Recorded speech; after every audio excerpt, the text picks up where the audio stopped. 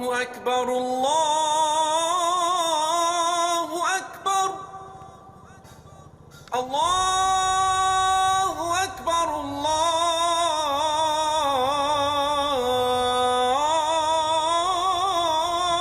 अकबर। बिहार विधानसभा चुनाव की सरगर्मियां तेज हो चुकी हैं। मैं आ चुका हूं फुलवारी विधानसभा क्षेत्र, जो पटना से बिल्कुल सटा हुआ है। और जहां पर मैं मौजूद हूं, ये दरअसल बहुत बड़ी मज़ार मानी जाती है, जिसे कहा जाता है मुजीबुल्लाह रहमतुल्लाह अलैह की ये मज़ार है, जहां पर माथा टेकने के लिए बड़ी संख्या में लोग आते हैं। इस विधानसभा सीट की अगर बात की जाए तो इस विधानसभा सीट पे करीब 53% मुस्लिम वोटर्स हैं और करीब 47% हिंदू वोटर्स हैं। लेकिन इस बार का विधानसभा चुनाव किस ओर करवट बदलेगा, क्योंकि 2020 के विधानसभा चुनाव में CPIML ने बाजी मारी थी और उससे पहले ये जदयू का क्षेत्र माना जाता था। लेकिन इस बार क्या समीकरण बनते हुए दिखाई दे रहे हैं, चलिए जनता के बीच चलते हैं और बड़े मियाँ इस बार किधर जा रहे हैं उन्हीं से जान लेते हैं।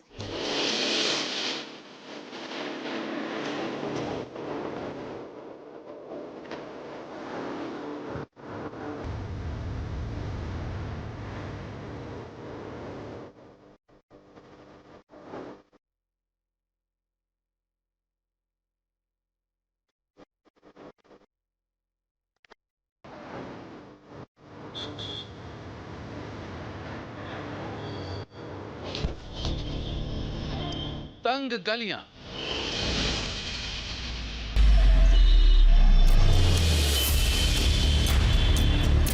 सड़कों पर जाम और मुस्लिमों की बड़ी आबादी।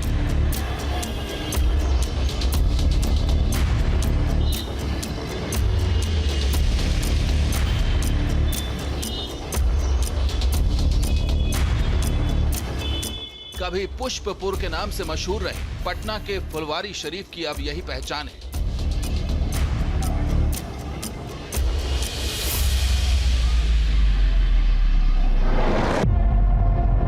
सम्राट अशोक ने जिसे बनाया, वो कैसे मुस्लिम की बड़ी आबादी वाला विधानसभा क्षेत्र फुलवारी शरीफ बन गया, और क्या है यहाँ का सियासी नब्ज, इसी को टटोलने के लिए बड़े मियाँ किधर चले की टीम पहुंच गई पटना के हाई प्रोफाइल फुलवारी शरीफ विधानसभा क्षेत्र।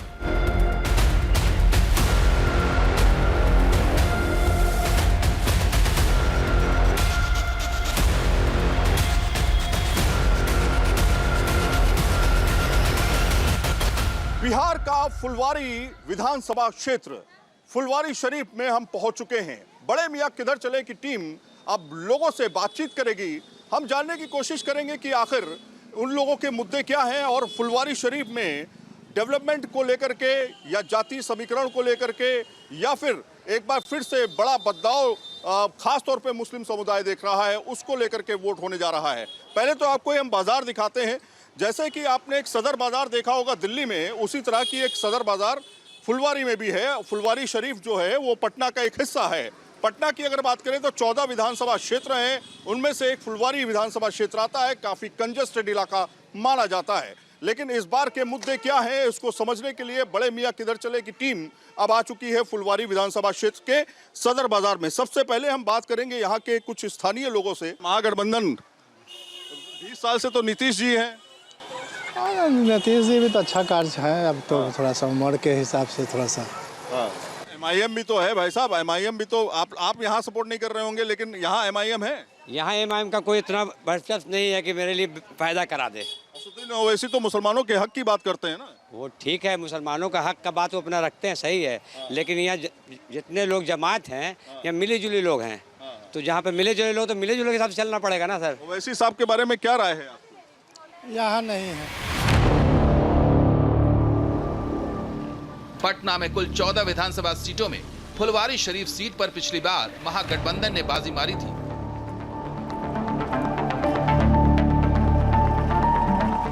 लेकिन इस बार यहां का मुकाबला दिलचस्प नजर आ रहा है, क्योंकि इस बार तेजस्वी नीतीश के अलावा प्रशांत किशोर और ओवैसी का फैक्टर भी नजर आ रहा है। हर तबके के लोग हैं मेरे साथ, कुछ बुजुर्ग लोग भी हमारे साथ जुड़ेंगे। अस्सलाम वालेकुम। सलाम। खैरियत है जनाब? हाँ जी ठीक है। अच्छा भाई ये बताइए कि क्या लग रहा है इस बार, नीतीश कुमार, तेजस्वी या कोई और? नीतीश कुमार। नीतीश कुमार। हाँ आप तो एकदम खुल के बोल दिए नीतीश कुमार, लोग डर रहे हैं बोलने से। हाँ हैं? नीतीश कुमार। हाँ अच्छा, मोदी जी काम कैसा कर रहे हैं? मोदी जी भी ठीक है काम कर रहे हैं। फुलवारी शरीफ का सियासी मिजाज बदलता रहा है, लेकिन इस बार फुलवारी शरीफ की गलियों में किस पार्टी और किस नेता का जोर है, ये जानने के लिए हम पहुंचे सदर बाजार के मार्केट में। अलग अलग तरह की वैरायटी है यहाँ पे आपको मिलेगी, जिसमें आपको कपड़े से लेकर के रोजाना के सामान, डेली यूजेस के सामान, वो सब आपको देखने को मिलेंगे। के हिसाब से क्या होना चाहिए, आपके दिल में क्या है? मेरे दिल में यही कि डेवलपमेंट हो और लोग उसी को दे जो कि एक तो हो कि लिटरेट हो। अगर लिटरेट नहीं है तो वो ज़्यादा सोच ही नहीं सकता है। अभी के विधायक लिटरेट हैं? अभी के विधायक को क्या कहें, कोई दिखता ही नहीं है। अलग अलग तरह से बातचीत सामने निकल के आ रही है, लेकिन सिर्फ यहाँ पे हम रुकेंगे नहीं, और भी जगह पे जाएंगे और लोगों से बातचीत करेंगे। बड़े मियाँ किधर चले जारी है। फुलवारी शरीफ में मुस्लिम मतदाताओं का रुझान कहीं तेजस्वी के पक्ष में है तो कहीं नीतीश के काम का शोर भी। फुलवारी शरीफ की अगर हम बात करें, यहाँ पर जो राजनीतिक समीकरण हैं वो लगातार बदलते रहे हैं।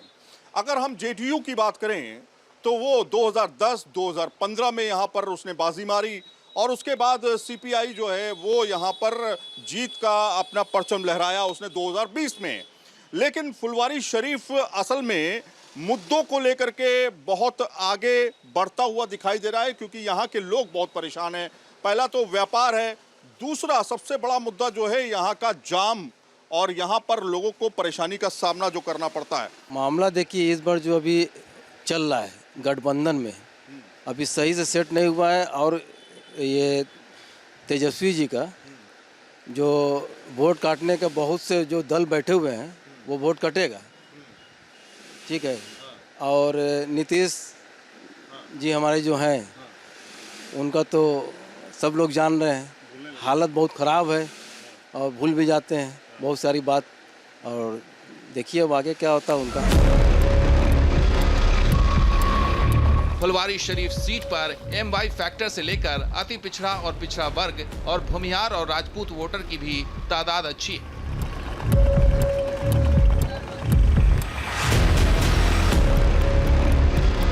फुलवारी शरीफ में मुसलमानों की 53% आबादी है, तो वहीं हिंदू समुदाय की आबादी 47% के करीब है। यहाँ अनुसूचित जाति के मतदाता निर्णायक भूमिका में नजर आ रहे हैं। लेकिन इस बार फुलवारी शरीफ के मुस्लिम वोटर्स में विकास के साथ साथ पढ़े लिखे कैंडिडेट की भी चर्चा हो रही है।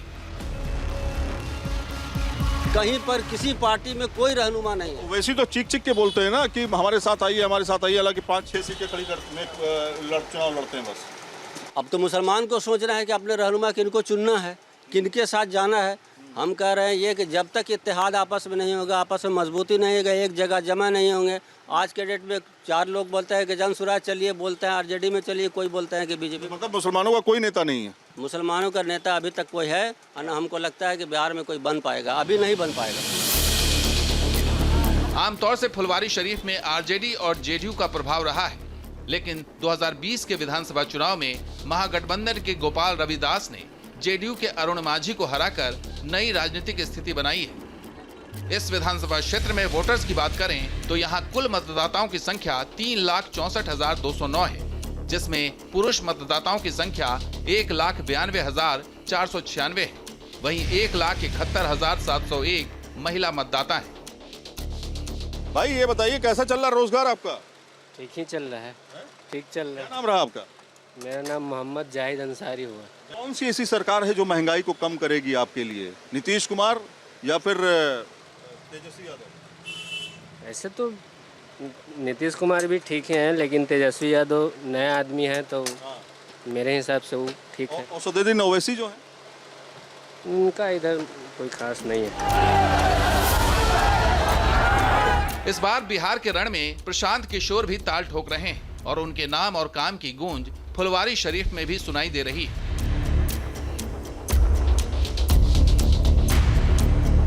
क्या लग रहा है, तेजस्वी यादव, नीतीश कुमार या फिर अभी प्रशांत किशोर एक नया चेहरा उभरते हुए सामने आए? और का तो हमको रिस्पॉन्स अच्छा लग रहा है, प्रशांत का रिस्पॉन्स अच्छा लग रहा है, उनका जो विजन है वो ठीक है। तो मुसलमान क्या खास तौर पे प्रशांत किशोर के साथ जा सकता है? और ये गैर मुस्लिम की बात यहाँ पर नहीं है, यहाँ पर बात है समाज के लिए कुछ काम होना चाहिए।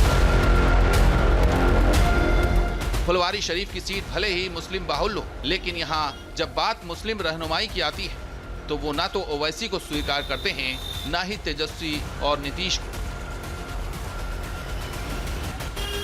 मुस्लिम का नेता कौन है इस बार? मुस्लिम का नेता कोई नहीं। मुस्लिम जो है बेपेंदी का लोटा है, जहाँ चाह रहा है वहाँ लोग गड़ रहा है। मुसलमान का हिंदुस्तान के अंदर में कोई वक्त कोई हालात बेहतर नहीं है, और ना मेरे ख्याल से आगे होना चाहिए। 7.5 करोड़ की जनता में 2.5 करोड़ करीब करीब मुसलमान हैं जो वोट मताधिकार का प्रयोग करेंगे। बिल्कुल बिल्कुल। तो आप कह रहे बिन पेंदी का लोटा है, उनका कहीं कोई रहनुमा नहीं है।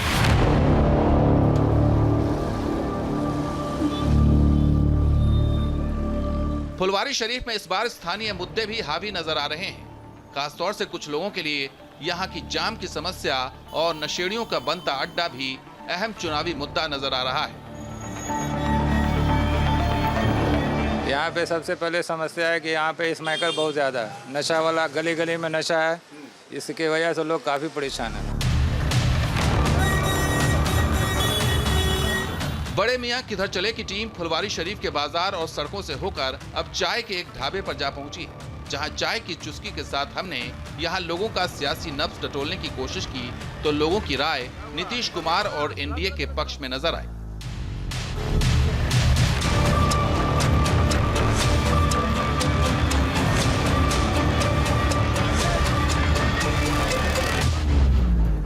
फुलवारी शरीफ में चाय पर चर्चा के लिए हम एक चाय की दुकान पे पहुंचे हैं और यहाँ के तमाम मुद्दों को लेकर के बड़े मियाँ किधर चले की टीम यहाँ पहुंची हुई है। सबसे पहले जिस तरह से बिहार की राजनीति उबल रही है उसी तरीके से चाय भी उबल रही है। आप चाय देखिए, रंगत आ चुकी है। इसी तरह से अलग अलग कलर जो हैं वो आपको चुनावी चर्चा में देखने को मिलेंगे। तो विकास हो रहा है। हाँ, विकास तो हुआ ही है। 20 साल से काफी विकास हुआ है, बिल्कुल देखने में। मुसलमान का कोई विकास हुआ है? मुसलमान तो कहता है कि भैया हमारे लिए शिक्षा बेहतर होनी चाहिए, हमारे लिए जो स्कूल बेहतर होने चाहिए। उनका कोई विकास कर पाए? हुआ है। मुसलमानों के लिए अलग से स्पेशल कोचिंग होती है हज भवन में।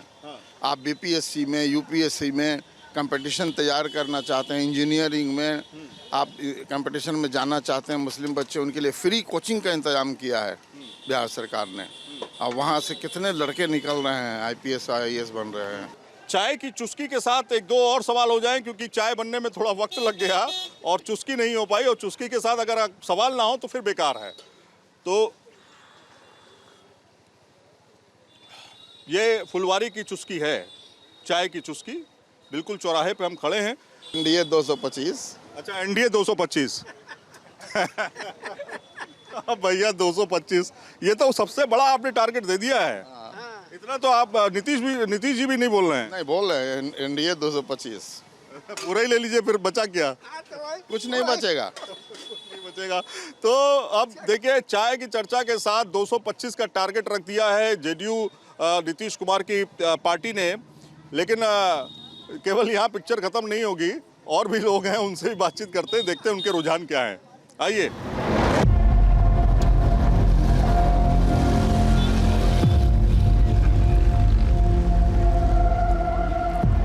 फुलवारी शरीफ के चुनावी इतिहास पर नजर डालें तो ये विधानसभा क्षेत्र 1977 में अस्तित्व में आया था।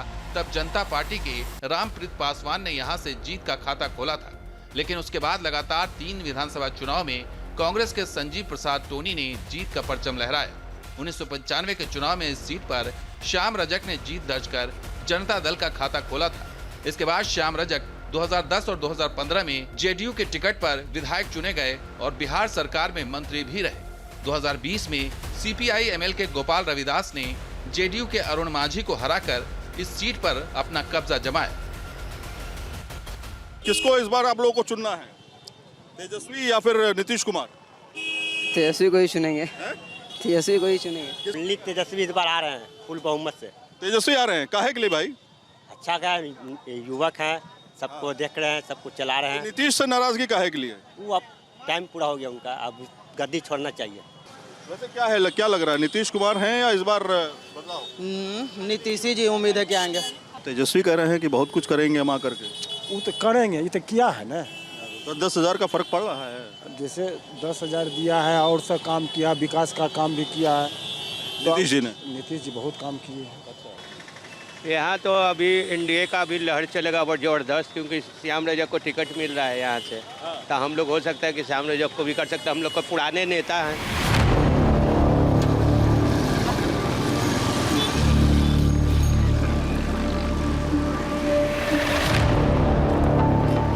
फुलवारी शरीफ के वोटर्स का रुझान फिलहाल बटा हुआ दिख रहा है, लेकिन एक बात पर जो एक राय नजर आ रही है वो है स्थानीय विधायक को लेकर नाराजगी। ऐसे में देखना दिलचस्प होगा कि इस बार बाजी किसके हाथ लगती है।